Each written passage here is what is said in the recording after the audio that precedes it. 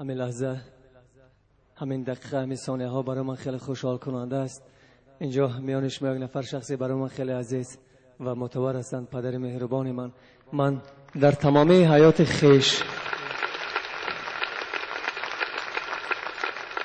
و اگر 30 فایز در زندگی برای زنده ماندن، برای ایجاد کردن کوشش و تلاش کردم، 70 فایز دیگر برای افتخار پدرم بود که شاید در یک کنج، در یک کنار نفر میگوید فلانی پدر من با افتخار میگوید که فرزند من است و من خیلی افسوس میخورم که امروز پدر من به یار آمدن، با حال دلافگار آمدن، ولی به هر صورت خوش آمدن، قدمشان بالای دیده.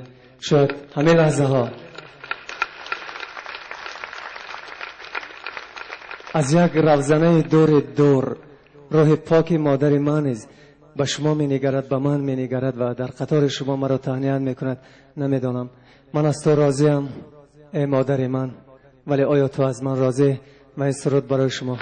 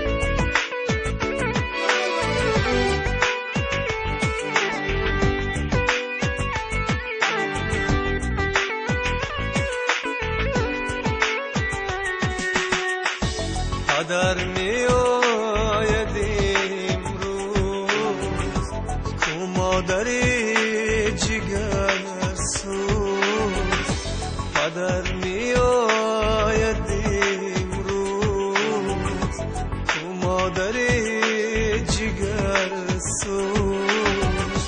این چی قسمت، این چی تقدیر، زندگانی سرد و دلگیر. مادرم در پشت خواب از پدر آمدی باز، خسته و زار پوزم دردی از غمی یار، از غمی یار.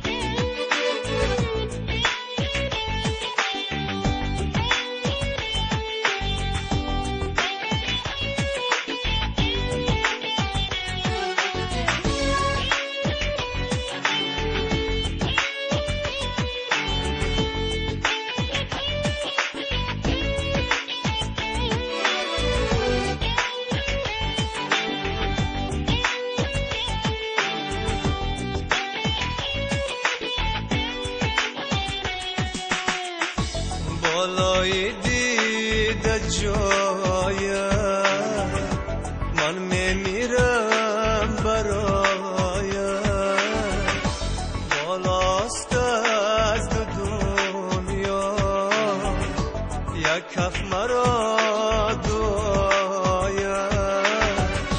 ای پدر جان نوری چشم، آتشی دل، گرمی جان، هم صدای ناله های زاری دل. زنده باشی در دلی من ای چراغی منزلی من، منزلی من.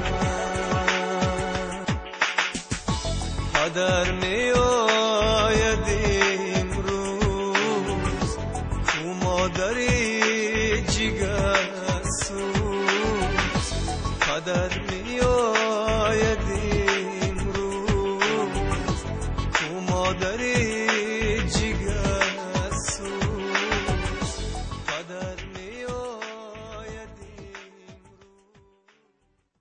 تشکر میکنم از شما.